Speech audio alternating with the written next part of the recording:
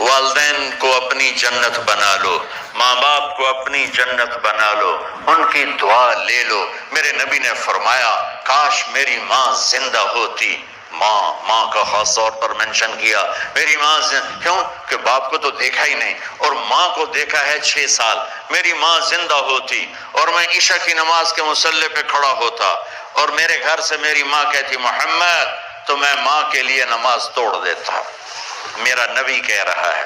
اور جب آپ حج پہ تشریف لے گئے اور ابوا کے میدان سے گزرے جہاں میرے نبی کی والدہ کا انتقال ہوا تھا، اس بات کو 57 سال گزر چکے ہیں۔ 6 برس کی عمر میں مدینہ سے نکلے 3 افراد، میرے نبی کی ماں، میرے نبی کے والد کی باندی ام ایمن، وہ بھی ماں ہیں، انہوں نے بھی دودھ پلایا تھا میرے نبی کو۔